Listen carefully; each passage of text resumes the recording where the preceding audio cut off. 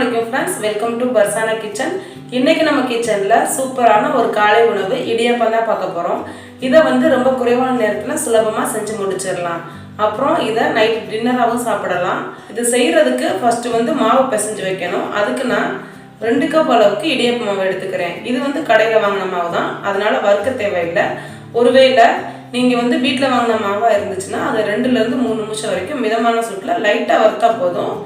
அதே நேரத்துல நிறம் மாறிட கூடாது. மாவு பிசைஞ்சு வைக்கிறதுக்கு ஒரு மிக்சிங் பவுல்ல 2 கப் இடியாப்ப மாவு 1 2 கூடவே 1 டீஸ்பூன் உப்பு இத சேர்த்துட்டு ஒரு வாட்டி கலந்ததுக்கு அப்புறம் நம்ம வந்து தண்ணி சேர்த்துறலாம்.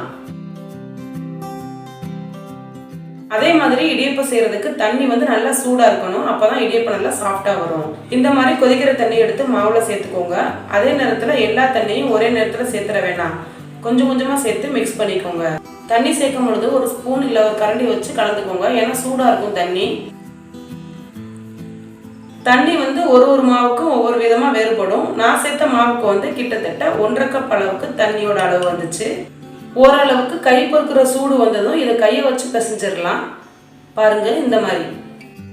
அதே மாதிரி இடியாப்பம்னா இந்த மாதிரி ரொம்ப சின்ன சின்ன ஹோல் தான் இருக்கும். ஒருவேளை நீங்க முறுக்கு கட்டை பயன்படுத்தினீங்கன்னா அதுல ரொம்ப சின்ன சைஸ் ஓட்டையா இருக்கிறத பார்த்து எடுத்துக்கோங்க. இதுல இருந்து கொஞ்சம் போல எடுத்து நீல ஷேப்ல உருட்டிட்டு இதை எடுத்து இடியாப்பத்துல வச்சிட வேண்டியதுதான். மாவு இதுல வச்சுட்டு அப்படியே ரவுண்டா புழிஞ்சுக்கோங்க. அதே மாதிரி இடியாப்பம் செய்யறதுல இன்னொரு முக்கியமான விஷயம் இருக்கு. நம்ம பிழியும் பொழுது மாவு வந்து அப்படியே விழுந்துகிட்டே இருக்கணும். அதாவது விட்டு விட்டு விழுக கூடாது. நம்ம கை வச்சு தட்டும் பொழுது மட்டும்தான் அது வந்து கட் ஆகணும். அப்படி இருந்தாதான் சரியான பக்குவம்.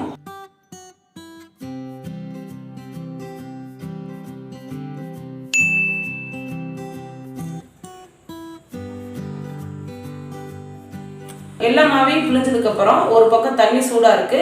இந்த தட்டை எடுத்து இட்லி சட்டி மேல வச்சிட வேண்டியதுதான்.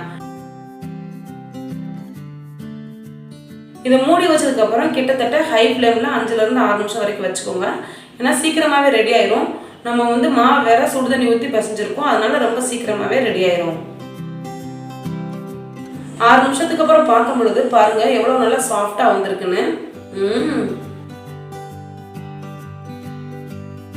2 கப் இடியாப்ப மாவுல வந்து கிட்டத்தட்ட 3 ல இருந்து 4 பேர் அளவுக்கு சாப்பிடலாம். இதை வந்து வெஜ் குருமா, அப்புறம் நான்வெஜ், ரொம்ப சிம்பிளா பார்த்தோம்னா கெட்டியான தேங்காய் பால், இது எல்லாத்துக்கும் கூட ரொம்ப சூப்பரா இருக்கும். நான் இன்னைக்கு கெட்டியான தேங்காய் பாலோட தான் வச்சு சாப்பிட போறேன். கண்டிப்பா இந்த ரெசிபியை நீங்களும் ட்ரை பண்ணி பாருங்க. இந்த வீடியோ உங்களுக்கு பிடிச்சிருந்துச்சுன்னா மறக்காம பர்சானா கிச்சனுக்கு சப்ஸ்கிரைப் பண்ணுங்க. இதே மாதிரி இன்னொரு ரெசிபியில் உங்களை பார்க்கலாம். அது வரைக்கும் டாடா பை பை. அந்த சமையலுக்கு புதுமை சேர்க்கட்டும்.